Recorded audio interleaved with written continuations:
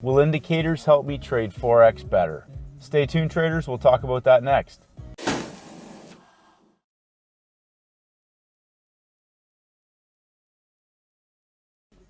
G'day, traders. Stacey Burke from Stacey Burke Trading.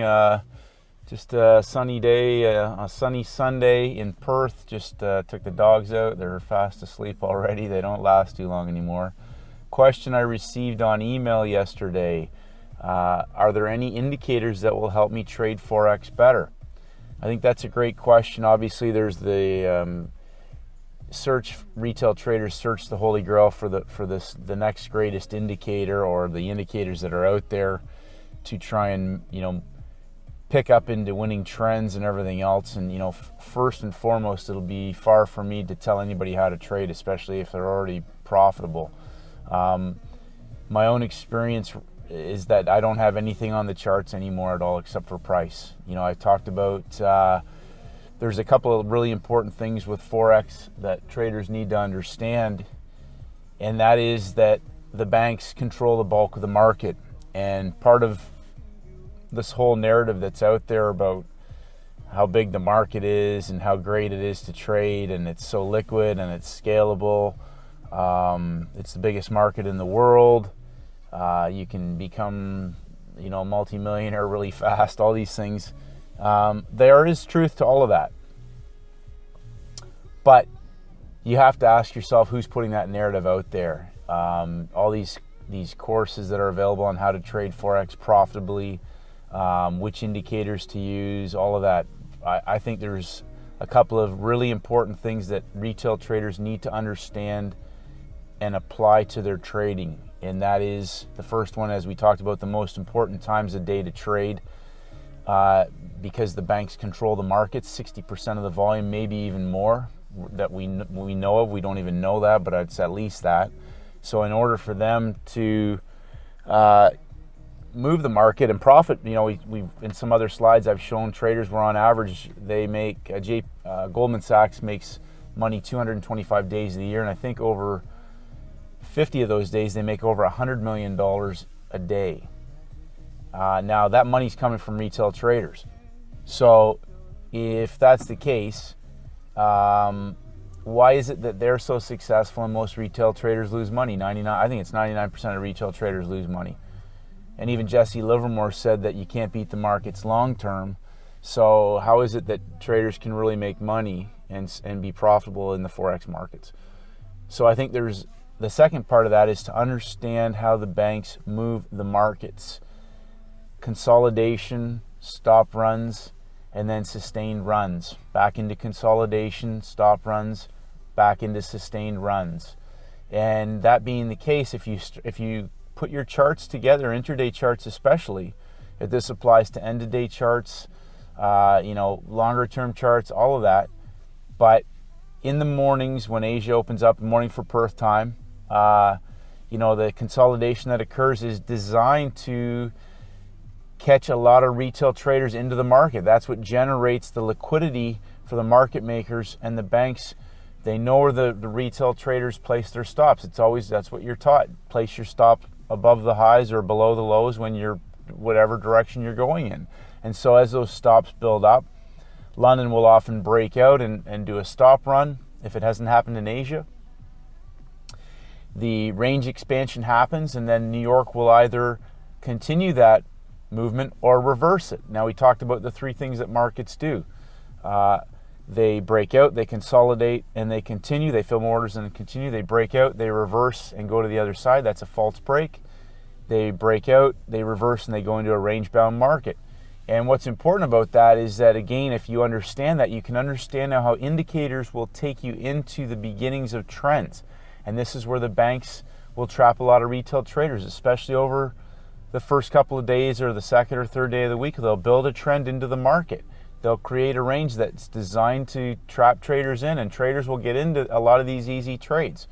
And if you look at any intraday market time frame, you will see, if you go back, that all those gaps eventually get filled.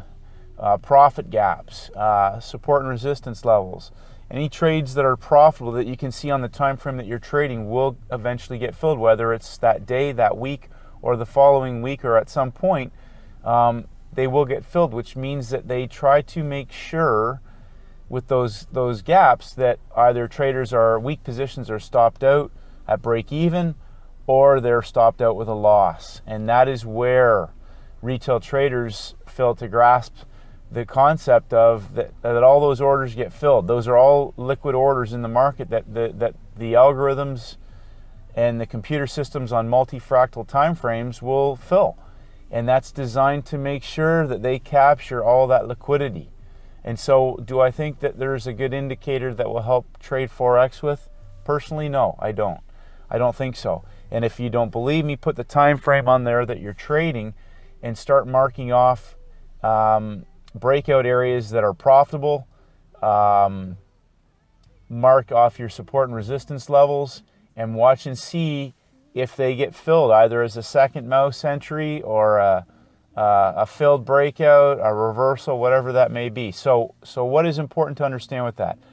What I just said was consolidations, stop runs, and sustained long-term runs.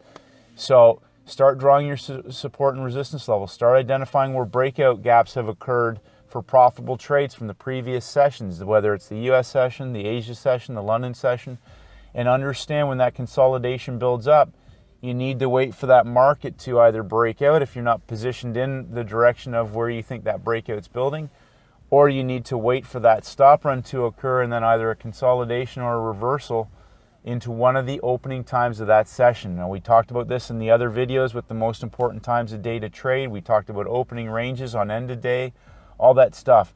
If you start to piece it together, you'll realize that indicators can end up getting you chopped up. And the easiest way to see that is that if you look at the US close, Asia open, it's consolidation. And so consolidation drags all these indicators sideways, or they'll drag indicators into overbought zones, tricking retail traders into selling when that's the beginning of a measured move.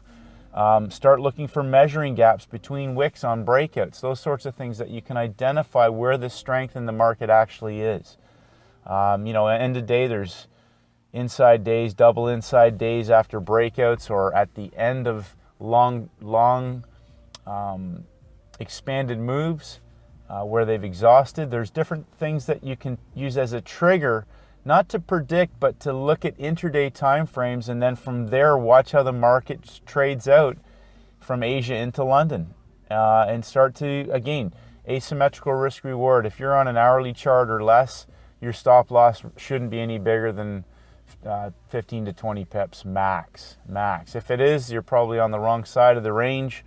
End of day, even I think 0.75 of a daily range is still plenty big enough. Either you're early, you're late, but usually when the markets move, they don't come back. So hopefully you got some value from today's video, traders. Is there one good indicator to trade Forex with? I think if you study price and watch the times a day when the banks come into the market, again, three things: consolidation, stop runs, and sustained longer moves. So keep it simple, traders. Follow the banks, track the smart money, and may the markets go with you. Hi traders, it's Stacey Burke from Stacey Burke Trading. If you haven't done so, please head over to my website at staceyburketrading.com. I create updates on almost a daily basis, and I would love for you to receive them. Just click on the blog.